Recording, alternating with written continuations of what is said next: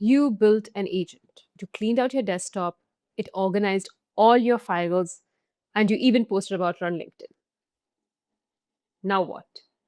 It's July 2026, and it's a great time to do an audit of the AI agent story. Hello, and welcome to another episode of All You Need to Know with your host, Saranya Gopinath.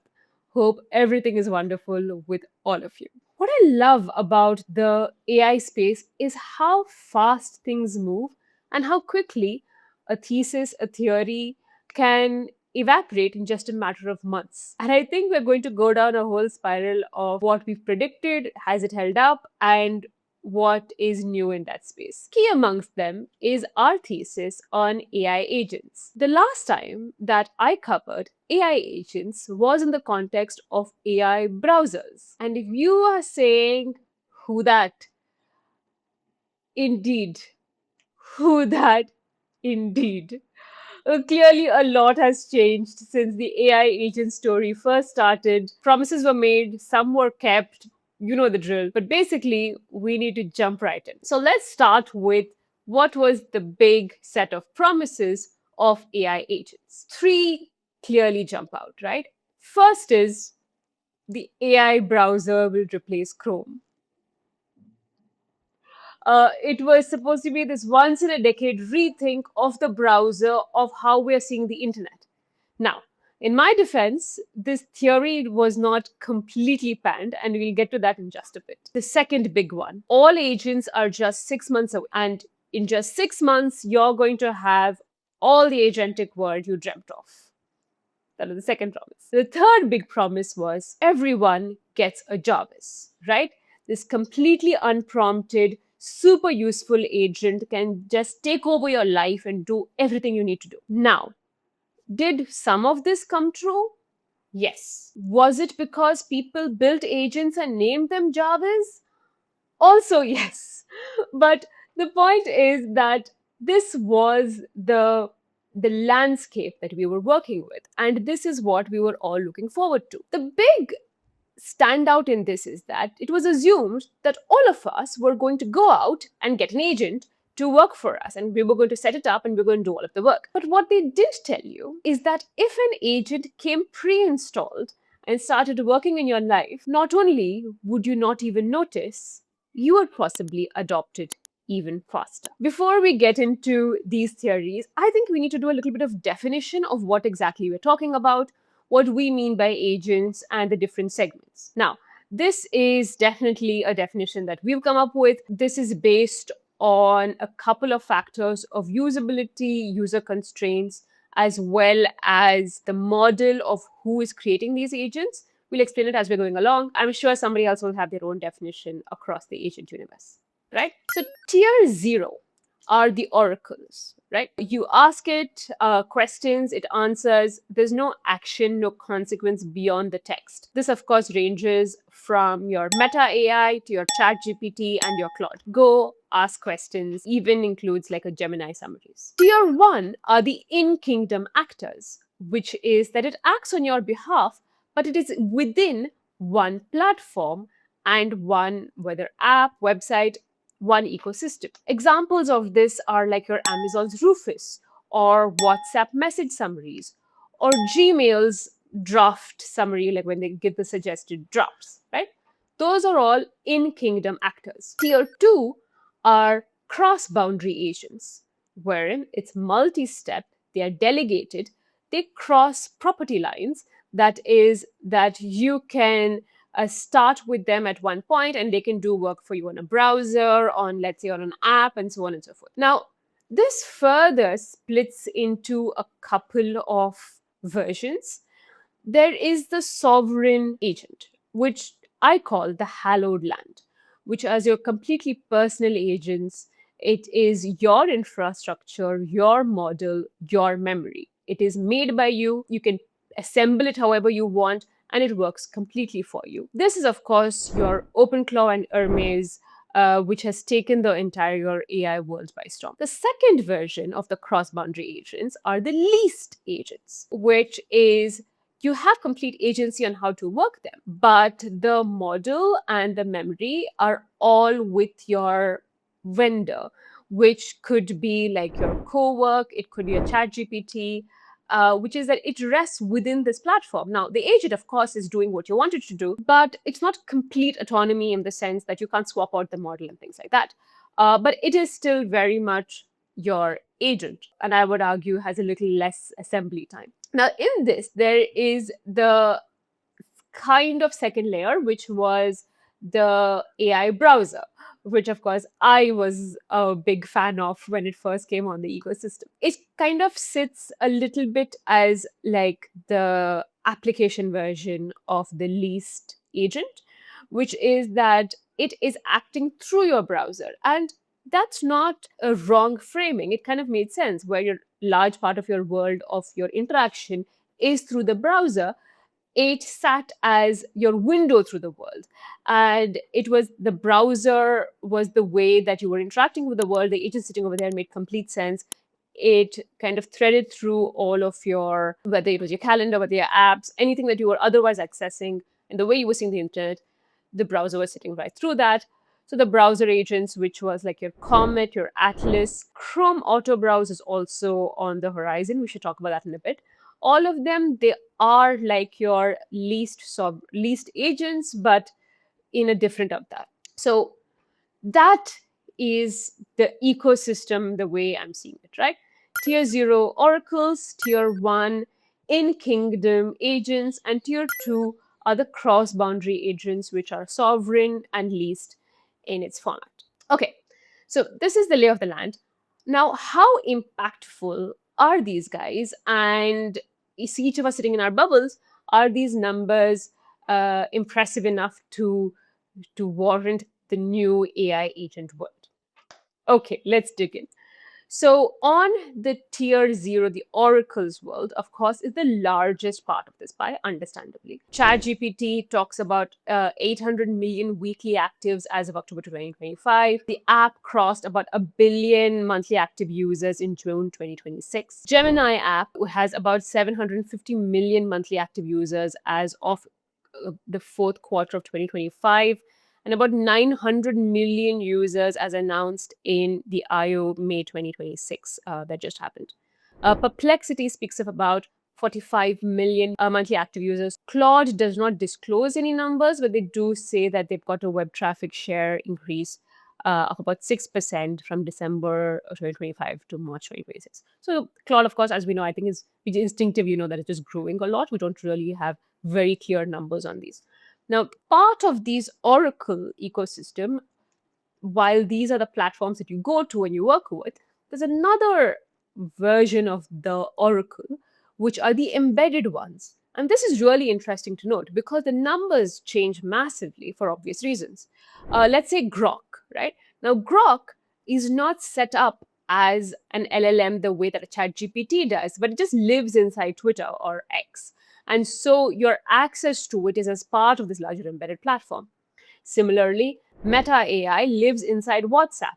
So the numbers it talks of is about a billion to 1.2 billion monthly active users. Now, what percentage of that is as a function of WhatsApp? Obviously, WhatsApp is like it's where it lives, so it just has greater footprint. Similarly, Google AI Overviews has about 2 billion plus users a month across 200 plus countries. Obviously, that's literally Google's like flagship search. So you can already see how the embedded oracles take on a different life. Their numbers are not comparable to your chat GPTs, but in theory, I'm sure the platforms themselves would argue that we're doing very similar things and you should compare them apples to apples. But of course, the distribution story is completely different. I have to say that all of these numbers are self-reported. So we need to do kind of, I don't have like a clear averaging out from an independent source on which to lay all of these out, but this is broadly where the lay of the land sits. Tier 1, which is again the in-kingdom agents. Now, very quickly, we can see that this has the same problems as the embedded agents of the Oracle, wherein the users of the agent, very quickly, their numbers get conflated with users of the app themselves. Let's take, for example, Amazon's Rufus. The number claimed is about 250 million customers have used it. and the engaged users are about 60% more likely to purchase, which is great. But Amazon has a huge footprint. Now, can you claim that Amazon's agentic experience has the same numbers? Are those users just people who asked a question and had Rufus answer it? These are great questions. And also, we should look into whether it matters to ask these questions at all. Uber Eats, similarly, they now have this cart assistant that they've launched in February 2026, where you can build a full cart from just taking a picture of a handwritten list or just like a text message. A full cart gets created, again, like an agentic experience. Similarly, Instacart had an assistant which reached about 25% of all of its US customers. Instagram is actually contemplating a similarly agentic experience where you can buy the items that you see on Reels. It's kind of their within Instagram commerce experience.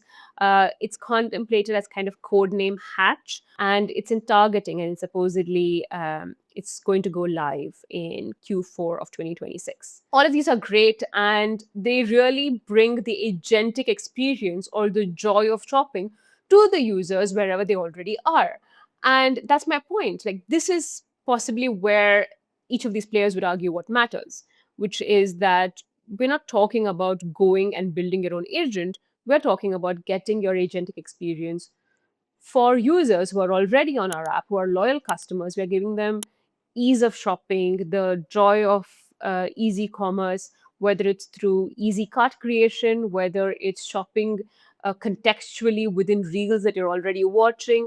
And all of that is kind of the new age agentic experience, but all within Kingdom, which is your tier one experience. And now we jump to tier two, which is the sovereign agents, the ones that cross across boundaries, across different apps, different websites, the borderless ones, so to speak, which is also the hallowed land. The Hermes agent from new research, which was launched on like Feb 2026, went to 57,000 GitHub stars in about 6 weeks, 212,000 users by early July, and it peaked at around 24,000 stars per week. Hermes is a runaway success. I think anybody who's been on Twitter, if you're part of the AI Twitter world, you would have seen every major AI enthusiast, a builder, hobbyist has launched their own Hermes agent, myself included.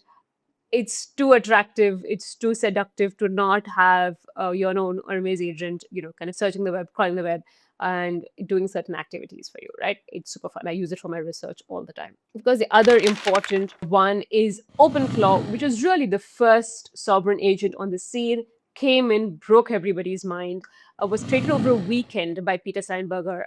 It was, as we know, first launched as OpenClaw.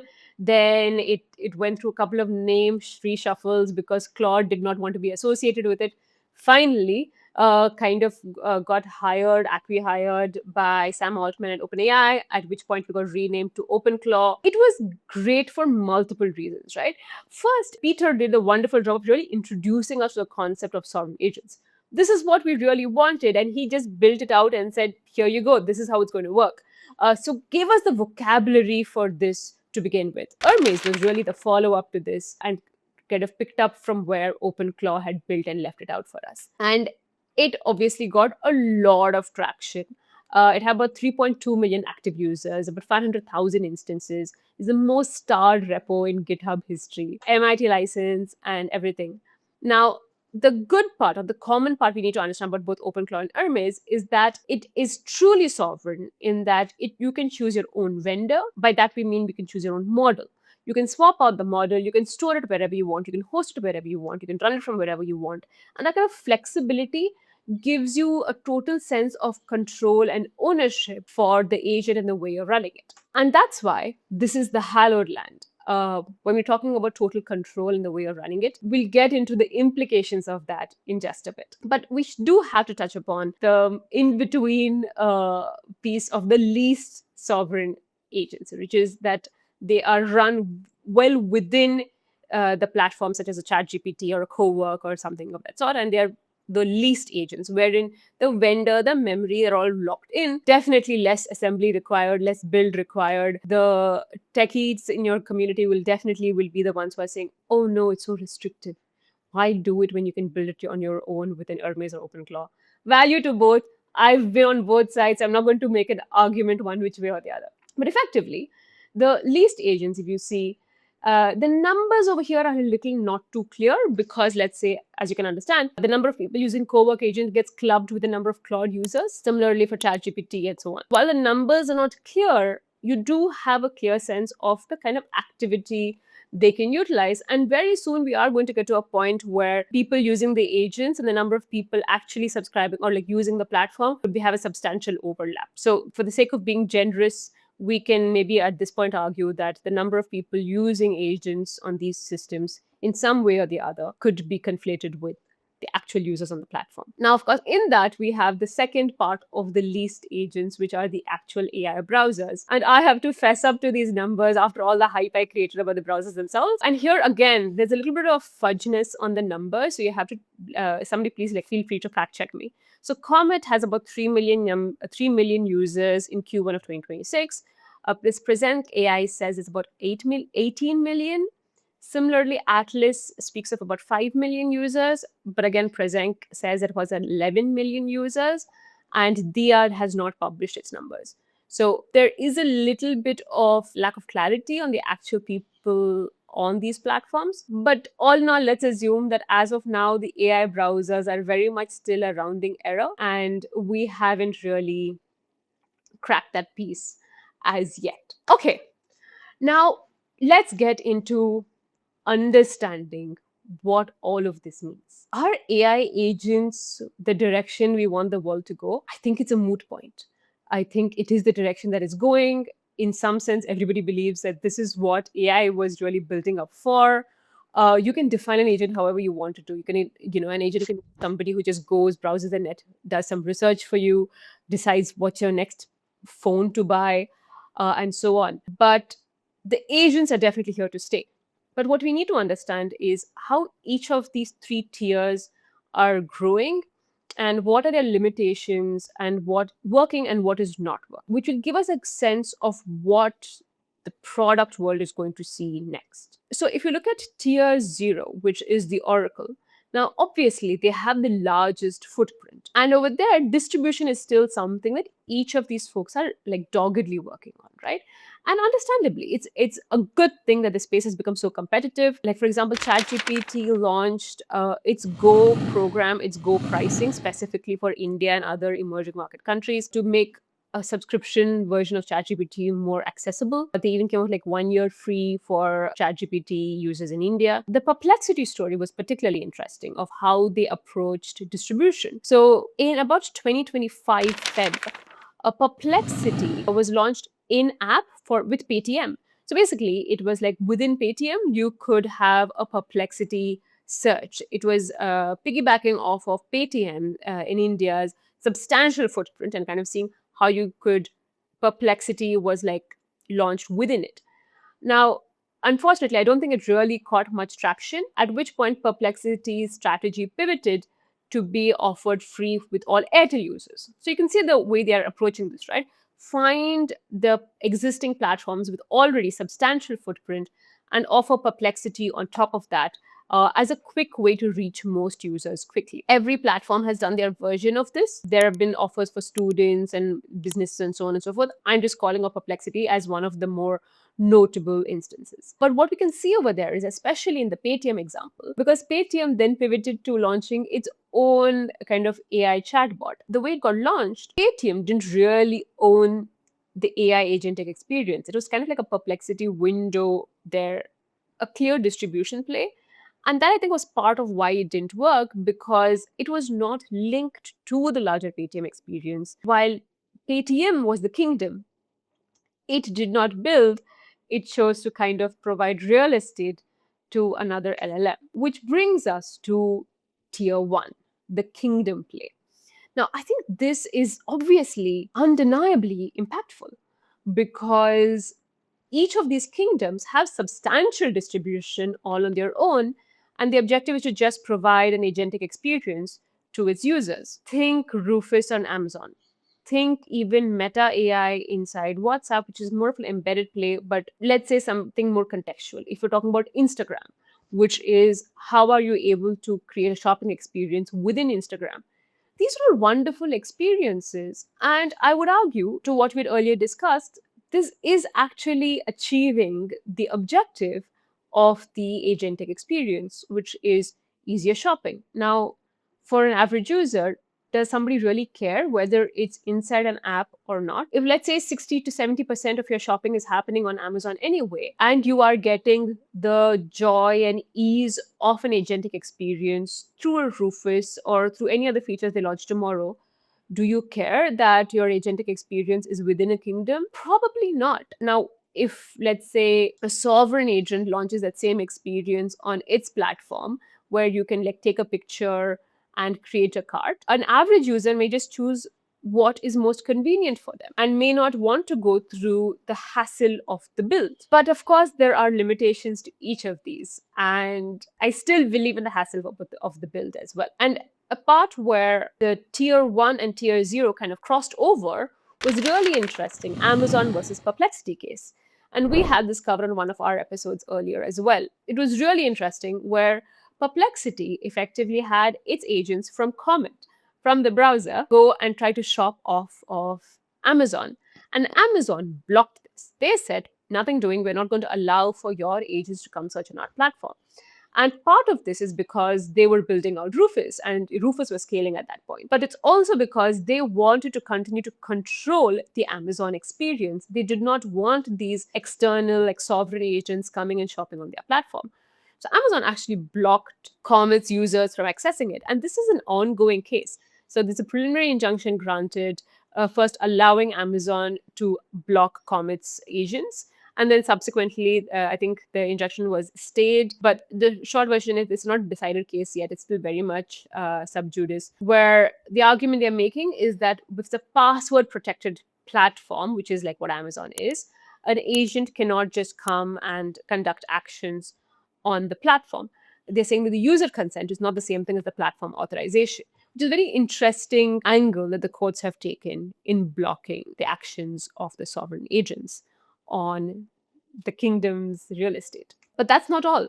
There are other limitations to the sovereign agents as well, which is that the OpenClaw agent was blocked by Anthropic from Claude Code subscriptions in April 2026. So Claude Code was very clear that they do not want an OpenClaw to come and access some of its subscriptions. Now, these we can see are all is the kind of crossing over of these tiers where the sovereign agents are built by you. They are the best reflection of your intent. They are unencumbered by any borders of the kingdom or the app in which to operate in.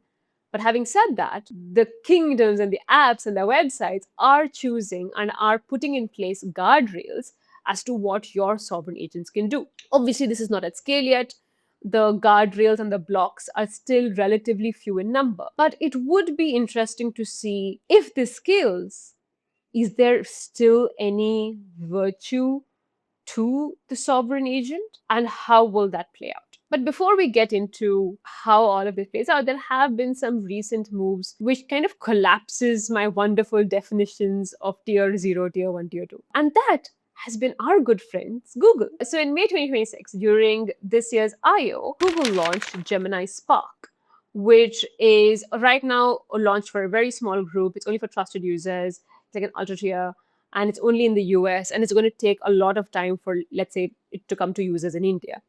But effectively, it's like a Google's 24/7 personal agent. What they're doing is they're launching it for Android phones and for the Gemini world. Now, this is definitely a Google-sized play. So while everybody had to operate in a kingdom, which was an app or a website, Google just expanded the definition of kingdom to, let's say, the Android surface and said, I can now operate across Gmail, tasks, scheduling, calendar, and even possibly try to look at, some recent apps that you've opened and orders that you've placed.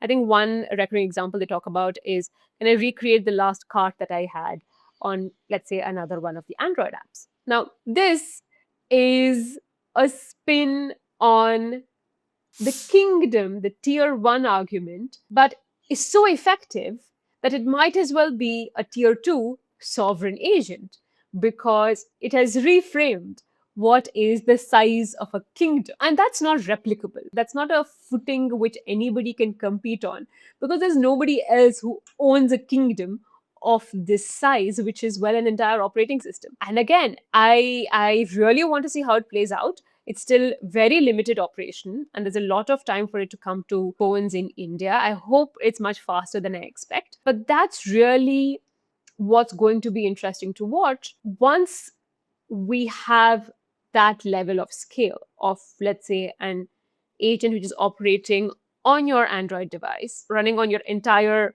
kingdom, which is on your mobile phone. Does the average user really care about creating another sovereign agent of their own?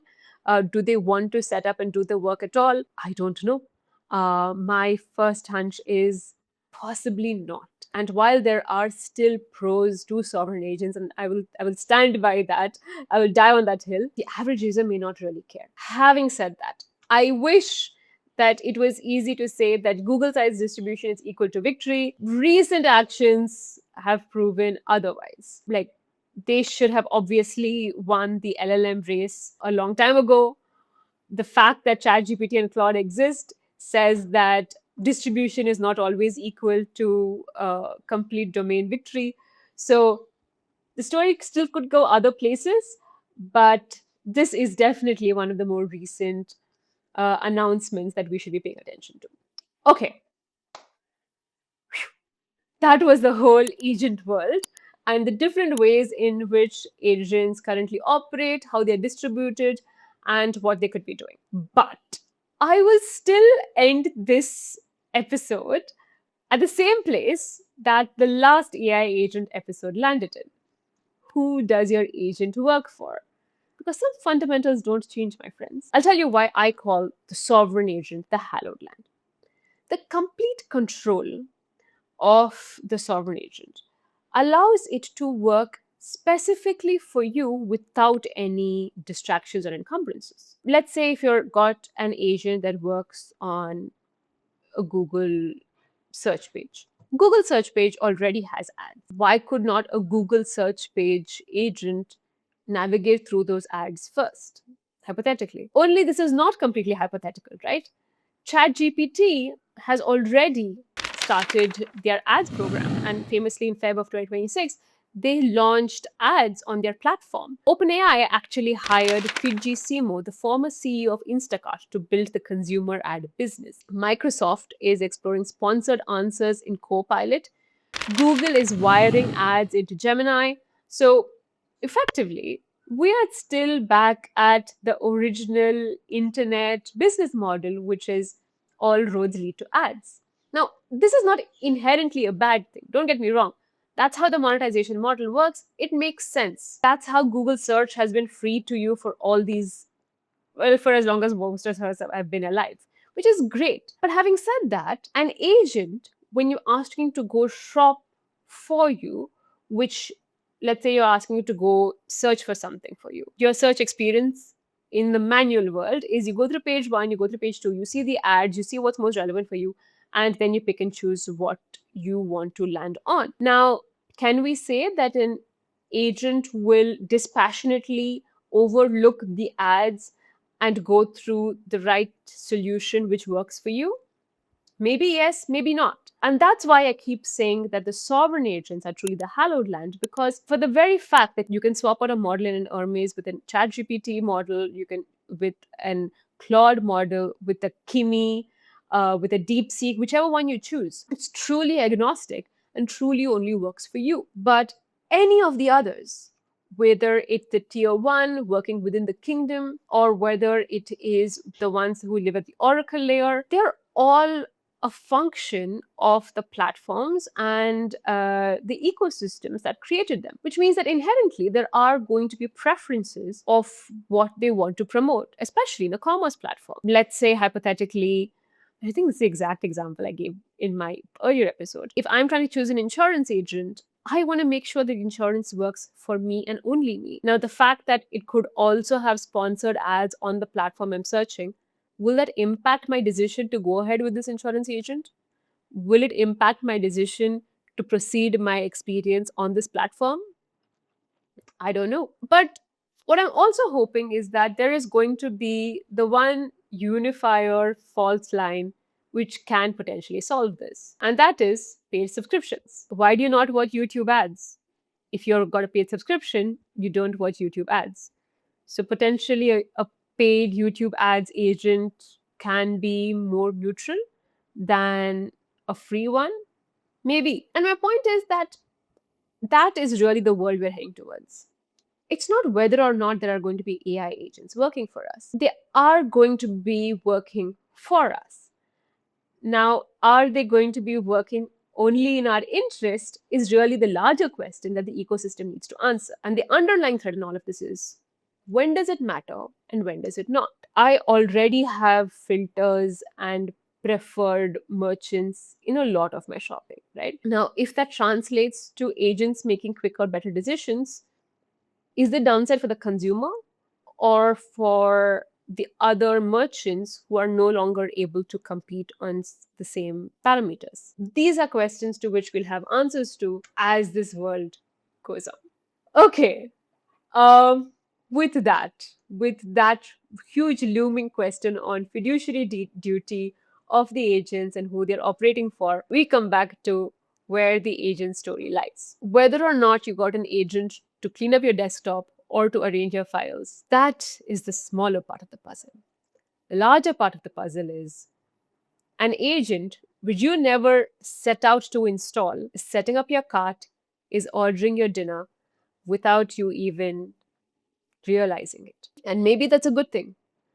Convenience comes in ways that you don't explicitly install or acknowledge. And that's the way the technology develops. But we just need to be conscious of what actions it takes on your behalf. And as long as it's just resetting my last card, I think I'll be fine. So, with that said, the whole point is that the next part of the story, your agent may be the most misleading framing of the agent experience. The question for the next few years is not what agents can do, it's who they work for and whether you'll be able to tell. With that, my friends, I'm signing off. This is Saranya. It would be great to hear from you of the agents that you've installed. Which tier agents have you most interacted with? And honestly, have you even noticed? As always, it'd be wonderful to hear from you, thoughts on this episode, and any comments for the future. But until I hear from you next, signing off until next episode. See ya.